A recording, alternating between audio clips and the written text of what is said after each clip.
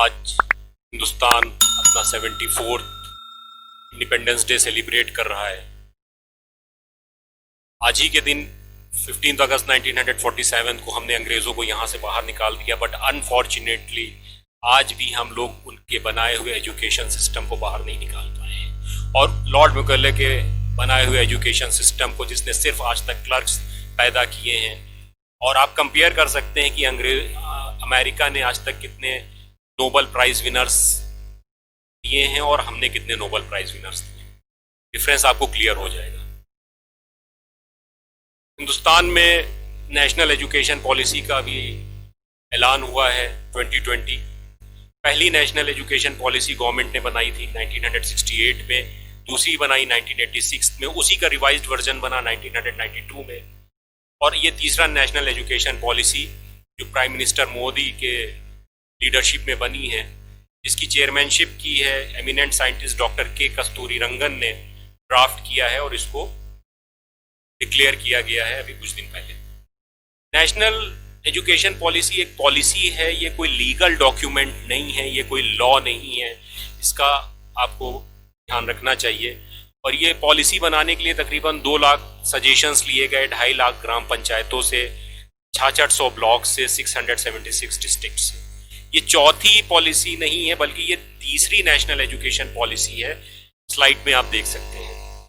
तो फ्रेंड्स, मैं हूं शहजाद और आज मैं आपको ये डिटेल प्रेजेंटेशन दे रहा हूं नेशनल एजुकेशन पॉलिसी पे। लेकिन इससे पहले प्लीज चैनल को लाइक कर लीजिए, शेयर कर लीजिए, सब्सक्राइब कर लीजिए और बेल आइकन जरूर प्रेस कीजिएगा, इससे नए वीडियोस का नोटिफिकेशन आपको मिले। अब नेशनल एजुकेशन पॉलिसी की जरूरत आपको क्यों पड़ी? What was the requirement?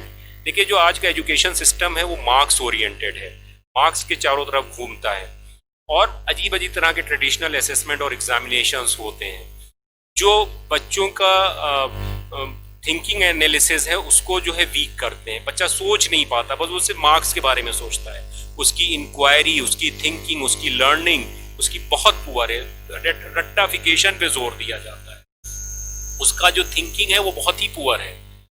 वो व्हाट टू थिंक इस पे एम्फसाइज करता है, हाउ टू थिंक, कैसे सोचा जाए, इस पे उसका वो इंक्वायरी नहीं करता है। बस जो लिखा है उसको रट लो। और इसने जो है हमारे यहाँ एजुकेशन सिस्टम में दीमक लगा दी है। अब ये जो नेशनल एजुकेशन पॉलिसी 2020 आई है, इसकी कुछ हाइलाइट्स भी हैं। जैसे अब जो ह्यूमन रिसोर्स डेवलपमेंट मिनिस्ट्री थी उसको अब कहा जाएगा एजुकेशन मिनिस्ट्री। और ये भी कहता है डॉक्यूमेंट कि 2020 तकरीबन 2 करोड़ बच्चे जो स्कूल के सिस्टम से बाहर हैं उनको मेन सिस्टम में लेके आएगा। और एक बहुत बड़ी बात ये कहता है कि अब हम जीडीपी का 6% अपने एजुकेशन सेक्टर पे खर्च करेंगे। अगर ऐसा हो गया तो definitely you are going to see a big change. लेकिन ये बहुत बड़ा चैलेंज है। 6% एक बहुत बड़ी रकम होती है। गवर्नमेंट फंड्स कैसे अरेंज करेगी ये देखने वाली बात होगी, बट थॉट अच्छा है।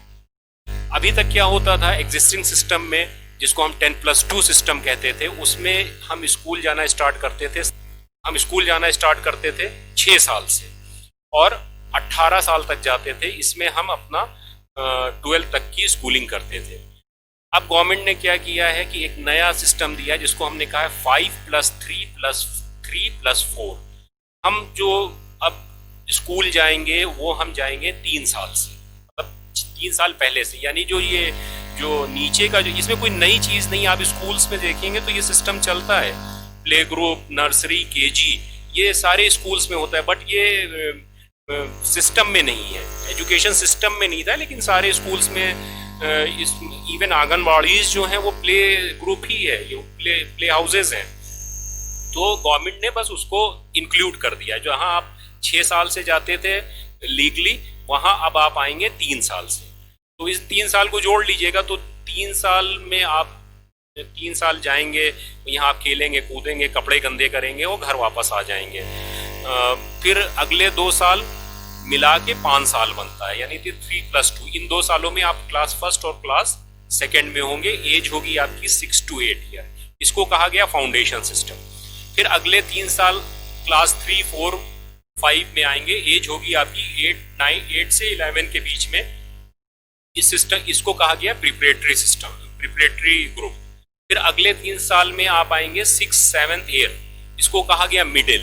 पहले भी जो आप देखेंगे, आपके अगर घर में कोई आपके दादा दादी नाना नानी हो तो मिडिल नाम वो लोग बहुत लेते हैं कि फलाने मिडिल पास थे।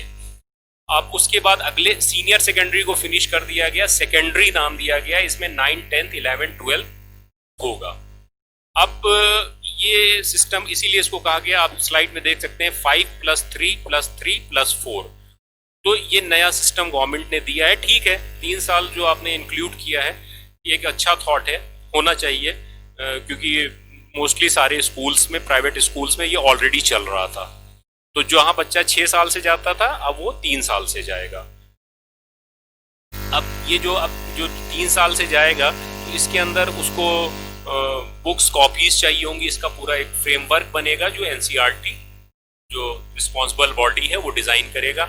और एक बहुत बड़ी प्रॉब्लम है, आप देख रहे हैं कि प्राइमरी स्कूल्स के बच्चों की जो न्यूमेरिकल एबिलिटी है, जो फाउंडेशनल लिटरेसी है, बहुत पुअर है। तो गवर्नमेंट ने इस चैलेंज को एक्सेप्ट किया और कहा कि भाई हम 2025 तक ग्रेड 3 तक के एक ऐसा प्रोग्राम लॉन्च करेंगे कि यूनिवर्सल फाउंडेशन लिटरेसी और न्यूमरेसी हो, बच्चों को बेसिक स्किल आ जाए लिटरेसी का और एनालिटिकल स्किल आ जाए, न्यूमेरिकल स्किल्स आ जाए उसके अंदर। तो ये चैलेंज एक्सेप्ट किया, देखते हैं अभी आज से 5 साल हैं, उसके बाद क्या होता है। विचार अच्छा है, थॉट अच्छा है। एक बुक प्रमोशन पॉलिसी बनने की ऑब्वियस सी बात है, नई बुक्स आएंगी और स्कूल एग्जामिनेशंस 358 में प्रॉपरली लिए जाएंगे एप्रोप्रिएट अथॉरिटी के थ्रू। अब ये जो अगला जिसको हम मिडिल नाम दे रहे थे, जिसमें 6, 7, 8 था, उसमें क्या होगा, गवर्नमेंट ने कहा कि भाई 10 दिन बैकलेस पीरियड बनेगा। आपको 10 दिन क्या करेंगे कि आप वोकेशनल ट्रेनिंग करेंगे, आपका जो इंटरेस्ट है उसके बेसिस पे आपको ट्रेनिंग दी जाएगी। आप कारपेंटरशिप सीखना चाहते हैं, आप गार्डनिंग सीखना चाहते हैं, आप पॉटर बनना चाहते हैं, आप इलेक्ट्रीशियन सीखना चाहते हैं, तो ये स्टार्ट होगा, वोकेशनल ट्रेनिंग स्टार्ट होगी। बहुत अच्छा थॉट है, आई अप्रिशिएट, और ये होना भी चाहिए। स्किल बेस्ड ट्रेनिंग इन्वॉल्व होनी चाहिए। I give 100% support to government, लेकिन इम्प्लीमेंटेशन देखना है कि कैसे होगा। इसके बाद सेकेंडरी स्टेज में मिक्स एंड मैच होगा, यानी कि अब आप बायो के साथ हिस्ट्री पढ़ सकते हैं, हिस्ट्री के साथ केमिस्ट्री पढ़ सकते हैं। फ्रीडम ऑफ चॉइस है, मतलब आप सब्जेक्ट्स में कन्फाइंड नहीं होंगे कि हम इसी स्ट्रीम में जाएंगे, आप किसी भी स्ट्रीम में जा सकते हैं। और हर साल ईच ईयर सेकेंडरी स्टेज के 2 सेमेस्टर होंगे, यानी टोटल अगर 4 साल आप ले सेकेंडरी स्टेज में तो 8 सेमेस्टर होंगे। और each student would take 5 to 6 subjects each semester. इसकी डिटेल्स अभी आना बाकी हैं, आप देखेंगे कि आगे चल के ये कैसे वर्कआउट करता है। स्कूलिंग प्रपोज की जा रही है कि 12th तक फ्री स्कूलिंग हो जाएगी। अभी तक क्या था, क्लास 8 तक राइट टू एजुकेशन आपके पास पहले से, आपको पता है उसमें ये प्रोविजन था। और गवर्नमेंट कह रही है कि मैं अब भाई मिड डे मील के साथ बच्चों को नाश्ता भी जल्दी मिलना चाहिए, तभी वो जब अच्छा खाएंगे तभी आगे बढ़ेंगे। लेकिन इसके लिए फंड्स कहाँ से अरेंज होंगे ये गवर्नमेंट ने अभी नहीं बताया, लेकिन थॉट अच्छा है, सोच अच्छी है। नाश्ता देना चाहिए, हेल्दी ब्रेकफास्ट आपको मिलेगा मिड डे मील के साथ। अब असेसमेंट भी नए तरीके से होगा, इसके लिए परफॉर्मेंस असेसमेंट होगा, एनालिसिस ऑफ नॉलेज है वो आप देखेंगे आगे चल के असेसमेंट।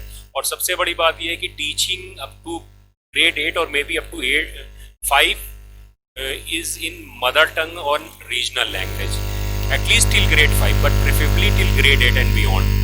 मतलब पॉलिसी में कहा गया मदर टंग, लोकल लैंग्वेज और रीजनल लैंग्वेज, ये मीडियम ऑफ इंस्ट्रक्शंस होंगे। लेकिन मैं आपको बता दूं, जैसे कोई बच्चा मुंबई में है, वो मराठी के साथ इंग्लिश और एक अदर लैंग्वेज और उसको सीखना होगा, अच्छी चीज़ है। बट लोग इसके ऊपर बहुत बवाल भी मचा हुआ कि साहब इंग्लिश को बाहर कर दिया जाएगा। ऐसा नहीं होगा कि गवर्नमेंट ने उसमें एक क्लॉज लगा दिया है कि वेयर एवर पॉसिबल। और इंग्लिश वैसे भी एक मल्टीनेशनल यूनिवर्सल लैंग्वेज बन चुकी है, जो जिसपे आपका हाथ तंग नहीं होना चाहिए। मतलब आपको इंग्लिश तो अच्छी आनी ही चाहिए। देखते हैं किस तरह से होगा। तो जो इंग्लिश मीडियम स्कूल हैं वो ऑब्वियसली, जहाँ तक मुझे लगता है कि वो उसी को आगे लेके चलते रहेंगे। बाल भवन बनेगा, इसके लिए भी पैसा चाहिए, गवर्नमेंट फंड्स कहाँ से अरेंज करेगी ये देखने वाली बात होगी। फिर अब हम आ जाते हैं कॉलेज लेवल पे। कॉलेज लेवल पे क्या हुआ, आपने 12th कर लिया, अब आप कॉलेज में आए हैं, तो यहाँ पे जो अंडर ग्रेजुएट डिग्री है वो उसको भी डिवाइड कर दिया गया है मल्टीपल एग्जिस्ट ऑप्शन के साथ। मतलब आप कभी भी, पहले क्या होता था, आपने अगर आप कॉलेज पहुंचे और फर्स्ट ईयर में हैं तो आपने ड्रॉप किया तो फिर से आप आएंगे तो फर्स्ट ईयर में ही आएंगे। अभी क्या है, आपने फर्स्ट ईयर ड्रॉप किया, कोई बात नहीं, आपको डिप्लोमा मिल जाएगा, और जब अगली बार आप आएंगे तो आप सेकेंड ईयर में आएंगे, और सेकेंड ईयर में आप जब कंप्लीट करेंगे तो आपको एडवांस डिप्लोमा मिलेगा। लेकिन जहाँ डिग्री की रिक्वायरमेंट है वहाँ 3 साल आपको पढ़ना पड़ेगा। ओके, तो ये आपको, और इसके बाद रिसर्च के लिए भी क्या किया उन्होंने, एमफिल को ख़त्म कर दिया है, तो वो बात की बात है। लेकिन अभी ये बहुत अच्छा किया है, और इट्स वेरी इंटरेस्टिंग टू सी कि अब आपको, अगर आप सेकेंड ईयर में ड्रॉप करके जाते हैं तो फिर से आपको फर्स्ट ईयर से एंट्री नहीं लेनी है, अब आपको थर्ड ईयर में ऑटो मोड में मिल जाएगा। तो इसके लिए एक एकेडमिक बैंक ऑफ क्रेडिट जैसे बैंक बनाया गया, जिसमें आपके जो मार्क्स हैं वो स्टोर रहेंगे, और जब भी आप आएंगे तो आपको फाइनल डिग्री में वो पहले से आपको मिलेंगे। अब इन सबको रेगुलेट करने के लिए एक हायर एजुकेशन कमीशन बना है, जिसमें मेडिकल और लीगल एजुकेशन को एक्सक्लूड बाहर रखा है। इसकी 4 बॉडीज बनाई गई हैं, वो आपके सामने स्लाइड में है। यूजीसी, एआईसीटी और नैक, इसको मर्ज कर दिया जाएगा नए ऑर्गेनाइजेशन में। एक बहुत बड़ा पॉलिसी जो गवर्नमेंट बनाने जा रही है वो ये है कि 2030 तक जो डिग्री है, वो क्वालिफिकेशन एक टीचर के लिए वो 4 साल का बीएड डिग्री। तो ये एक बहुत ही अच्छा फैसला लिया गया है, फुल फ्लेश टीचर तैयार होके आएंगे। अब डिपेंड करता है इसका इम्प्लीमेंटेशन कैसे होगा। देखिए, ये जो पॉलिसी बनाई गई, मैंने आपको फिर बताया कि ये पॉलिसी बेसिकली है क्या, ये एक अभी पॉलिसी है, ये अभी एक इसको लीगल फ्रेमवर्क देना भी बाकी है। तो इसमें 2 पार्ट्स होंगे, इसके फाइनेंशियल और नॉन फाइनेंशियल। तो जो नॉन फाइनेंशियल पार्ट है उसको गवर्नमेंट पहले इम्प्लीमेंट करना स्टार्ट करेगी, और फाइनेंशियल रिफॉर्म्स को बाद में इम्प्लीमेंट करना स्टार्ट करेगी। बहुत सारी सेंट्रल यूनिवर्सिटीज़ हैं जहाँ पे ये मल्टीपल एग्जिस्ट ऑप्शन जो है ये आपको देखने में मिल जाएगा अभी आने वाले सेशन से।